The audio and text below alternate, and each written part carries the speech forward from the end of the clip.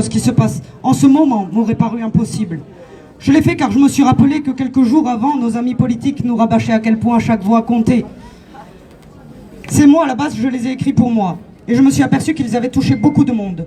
On m'a demandé de les mettre sur les réseaux, mais je ne m'y suis pas résolu. Par contre, si ces mots vous touchent, résonnent en vous, vous pouvez les partager, les faire voyager ou vous les approprier.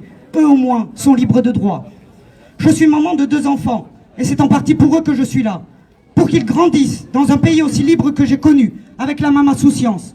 Depuis qu'à 18 mois, leur vie, la nôtre, a été chamboulée par un virus. Virus qu'on nous a présenté comme extrêmement dangereux. À cause duquel une partie de nos vies a été mise à l'arrêt. On leur a annoncé l'an dernier qu'il fallait brutalement quitter leurs amis, l'école, leur routine, que l'on n'avait plus le droit de sortir tous ensemble. On leur a dit qu'on ne pouvait plus aller voir mamie, papi, Mina, Missia. Mais pourquoi, maman? Pour les protéger. Vous pourriez les mettre en danger. Alors ils ont écouté, ils ont respecté. On a vécu en huis clos plusieurs semaines. Ils ne se sont pas plaints. Ils ont accepté pour protéger. À la rentrée, on leur a dit qu'il fallait porter un masque. Toujours cette histoire de danger, hein. Ils ont accepté pour protéger. Mais alors, maman, le confinement, ça servait à rien?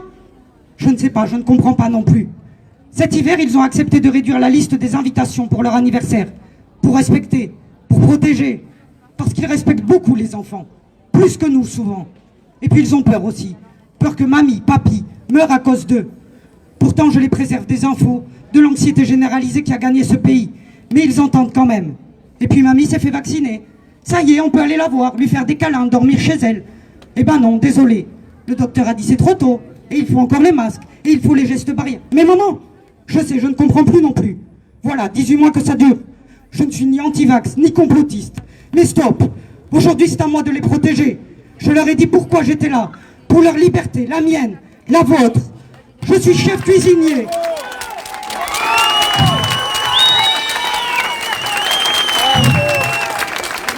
Je suis chef cuisinier et je ne me ferai pas vacciner. Oui, s'il faut, je dirai à mon patron de me licencier puisque l'État voudrait lui faire porter la responsabilité si je décide de refuser. Je n'ai aucune légitimité à demander une info médicale au client qui viendrait manger. Pas plus que le ciné ou le bar n'en a à me la demander. Si tout ceci devait passer, quelle serait la prochaine étape? L'État me demandera d'appeler la police parce que mon voisin n'est pas vacciné? Mon collègue me dénoncera? Ceci rappelle de sombres heures, non?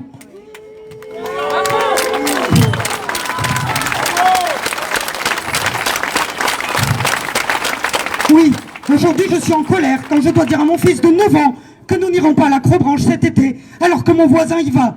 Mais je peux lui expliquer. Oui, aujourd'hui je suis en colère quand je dois dire à ma fille de 6 ans qu'à partir de la semaine prochaine, je n'aurai plus le droit d'aller manger une glace en terrasse avec elle. Mais je peux lui expliquer. Quand du haut de ses 6 ans, elle me dit en pleurant « Maman, fais-toi vacciner s'il te plaît ». C'est difficile, mais je peux lui expliquer. Mais dans 10 ans ou 15 ans, quand ils viendront me demander « Pourquoi ?» C'était là, c'était devant vos yeux. Vous n'avez pas bougé, vous avez laissé faire. Ce jour-là, je ne pourrai pas expliquer.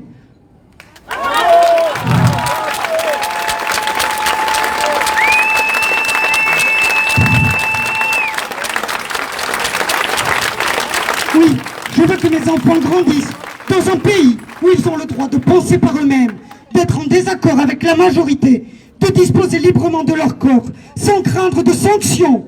Aujourd'hui, il est de mon devoir de les protéger. Il est de notre devoir à tous de les protéger. Les miens, les vôtres, ceux à venir.